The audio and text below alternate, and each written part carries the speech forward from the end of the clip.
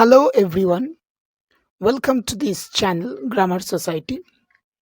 আজকের video topic modal auxiliary verb may এবং তার তিনটে ব্যবহার অর্থাৎ পসিবিলিটি, পারমিশন এবং উইশ এই তিনটেকে নিয়ে একটা ডিটেল আলোচনা হবে। So please continue the video and watch it full. Auxiliary may ভার্বের সব থেকে কমন ফাংশন হচ্ছে টু এক্সপ্রেস পসিবিলিটি অর্থাৎ সম্ভাবনা। I think almost everyone knows what is possibility. এটা এমন একটা সিচুয়েশনকে বলে যেটা কিনা আনসার্টেন হয় অর্থাৎ অনিশ্চিত হয়, অর ইজ প্রবাবলি ট্রু অর্থাৎ সত্যি হলেও হতে পারে। মানে এটা যে একদম সত্যি সেটা কিন্তু বলা যায় না। ইট ইজ পসিবিলিটি, ওকে, অর্থাৎ সম্ভাবনা। সো যদি সেন্টেন্সে এরকম মানে থাকে সেখানে আমরা মে বসিয়ে সেন্টেন্সটাকে তৈরি করি।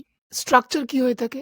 পজিটিভ সেন্টেন্স হলে আগে সাবজেক্ট বসে, তারপর মে বসে এবং অবশ্যই মনে রাখবো যে ভার্বের বেস ফর্মটা। যেমন she may take admission to the university. এটা কিন্তু একদম সার্টেন নয় বা একদম যে ট্রু সেটা কিন্তু নয়। সি মে টেক অর্থাৎ নিলেও নিতে পারে। তো এই যে পসিবিলিটি মানেটা আসছে সেটাকে এক্সপ্রেস করা হয় মে দিয়ে। পরের দুটো সেন্টেন্স খেয়াল করলে বুঝতে পারবো যে কি করে পসিবিলিটি মানেকে এক্সপ্রেস করা হচ্ছে। দিস ভিডিও মে হেল্প, অর্থাৎ আমি কিন্তু শিওর নয় যে ভিডিওটা হেল্পফুল হবে কি হবে না, হলেও হতে পারে কয়েকজনের কাছে। May help a number of students, okay. আর লাস্ট রয়েছে ইউ মে বি রাইট, সামনের জনকে বলছি হয়তো তুমি সত্যি বলেছ, ভুলও হতে পারে। সো যখন এই ঠিক নাকি ভুল তার মাঝামাঝি কিছু থাকে অর্থাৎ আনসার্টেন থাকে, তখন মে ইউজ করা হয় সেন্টেন্সের মধ্যে সেই পসিবিলিটিকে এক্সপ্রেস করার জন্য। So after knowing how to structure positive sentence, এবার দেখে নিই যে মে দিয়ে পসিবিলিটিকে কেমন করে নেগেটিভ সেন্সে ব্যবহার করা হয়। যদিও এটা তেমন বিশেষ কোনো ব্যবহার না, কারণ যখন আমরা মে দিয়ে পসিবিলিটিকে বলছি সেখানে কিন্তু অলরেডি একটা নেগেটিভ মানে আছে, তাই তো? মানে যখন বলছি ইউ মে বি রাইট, সে কিন্তু ভুলও হতে পারে। সো নেগেটিভ তেমন অর্থে আসে না এই সেন্সে, বাট কয়েকটা ক্ষেত্রে নট বসিয়ে নেগেটিভ করা যেতে পারে। তো এখানে বলছে যে possibility negative expressed through may is rare because possibility has a negative meaning in itself, okay. So example দেখা যাক।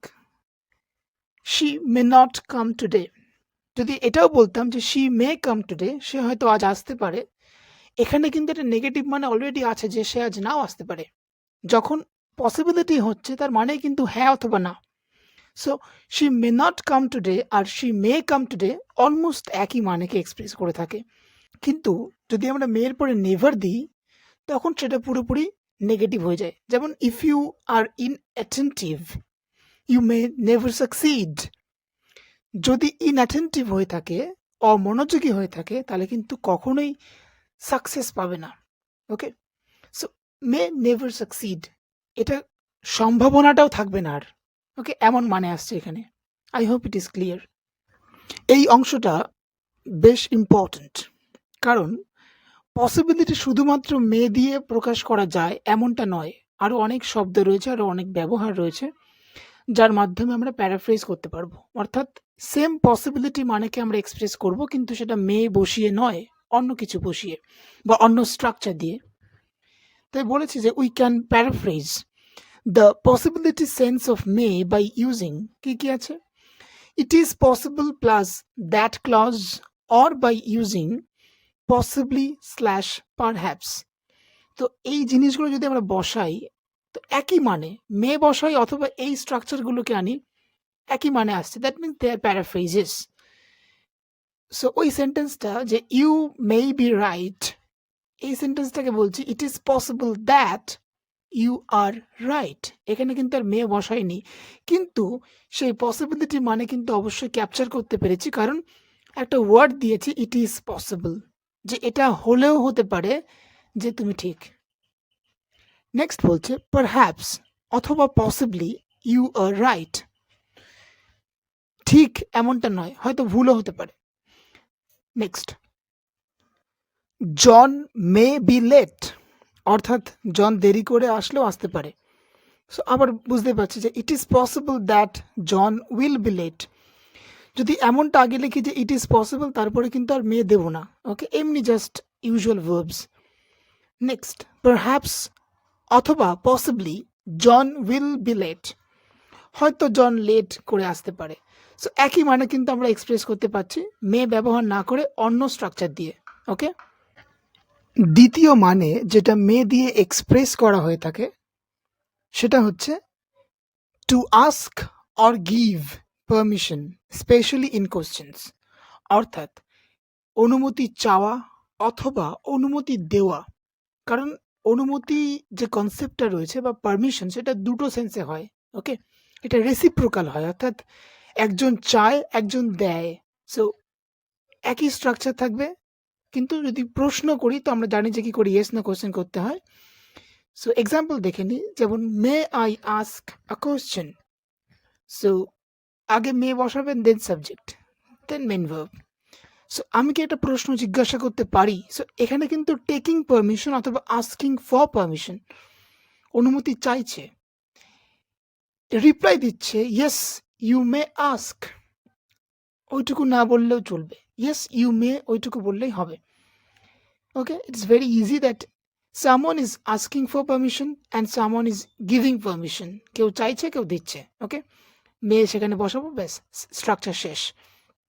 3 নম্বরে বলছে you may use my phone if you want, যদি তুমি চাও তো আমার ফোনটা ব্যবহার করতে পারো। দ্যাট মিনস এখানে একটা অনুমতি দিচ্ছে। এমনটা নয় যে সবসময় প্রশ্ন করবে, অনুমতি চাইবে, তারপরে অনুমতি দেবে, নাও হতে পারে। ইউজুয়াল সেন্সে যে পারমিশন দিই বা পারমিশন নিই, সেখানে কিন্তু আমরা মে বসিয়ে এই মানেকে ক্যাপচার করতে পারি। তবে এইখানে কিন্তু একটা জিনিস মাথায় রাখতে লাগবে যে এই যে মেয়ের ব্যবহারটা, সেটা কিন্তু পুরোপুরি আলাদা আগেরটার থেকে, অর্থাৎ পসিবিলিটির থেকে। You may use my phone, এটা কিন্তু কোনো পসিবিলিটি নয় যে ব্যবহার করলেও করতে পারো, এখানে পারমিশন দিচ্ছে। That means you can use, okay, or you may use.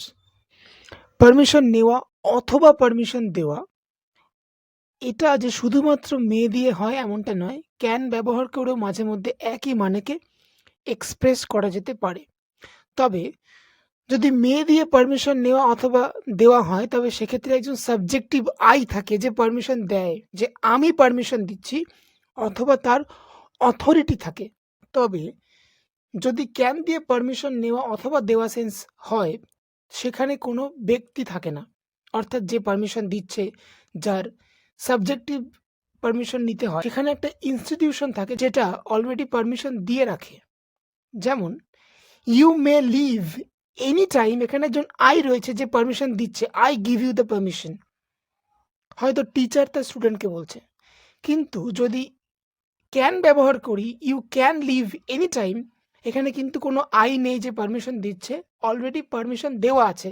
হয়তো এটা কোনো স্কুলের নিয়ম যে যখন খুশি যেতে পারে। 3 নম্বরে বলছি you can park the car over there, মানে ওটাই হচ্ছে পার্কিং এরিয়া। ওকে, ওখানে পার্ক করা যেতে পারে, মানে পারমিশন দেওয়া আছে।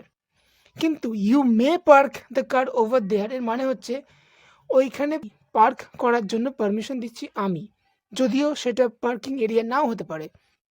সো আই হোপ যে এই সূক্ষ্ম পার্থক্যটা ক্লিয়ার হয়েছে। ক্যান আছে মানে সেখানে কোনো আই নেই, অর্থাৎ আমি পারমিশন দিচ্ছি এমন কোনো মানে নেই। কিন্তু মে ব্যবহার করলে আমি বলছি এমন একটা সেন্স থাকবে। মে অক্সিলারি ভার্বের 3 নম্বর ফাংশন হচ্ছে উইশ অথবা হোপ প্রকাশ করা, অর্থাৎ ইচ্ছে অথবা প্রার্থনা।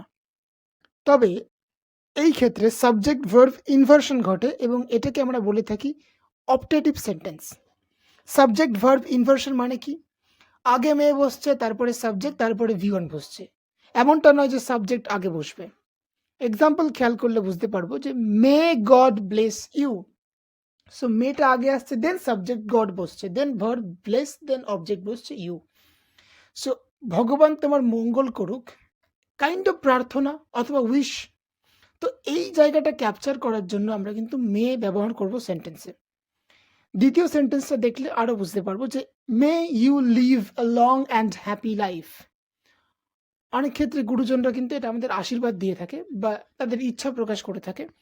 সো এই যে মানেগুলো আমরা পাই সেটা কিন্তু এই মে ব্যবহার করে করতে পারি। তবে মাথায় রাখবো ইট ইজ অপটেটিভ সেন্টেন্স এবং অবশ্যই সাবজেক্ট ভার্ব ইনভার্সন ঘটাতে লাগবে। ৩ নম্বর বলছে may the person win who deserves, অর্থাৎ যে ব্যক্তি ডিজার্ভ করে যেন সেই জেতে, অর্থাৎ একটা ইচ্ছা প্রকাশ করছে। ৪ নম্বরে বলছে may the poor boy establish সুন, অর্থাৎ এই যে গরিব ছেলেটি সে খুব শীঘ্রই নিজের পায়ে দাঁড়াক, ওকে এস্টাবলিশ হোক, সেটা বাই এনি মিনস চাকরি হোক বা যে কোনো কিছু হোক। সো আই হোপ যে এই বিষয়টা পুরোপুরি সেন্সে ক্লিয়ার হয়েছে।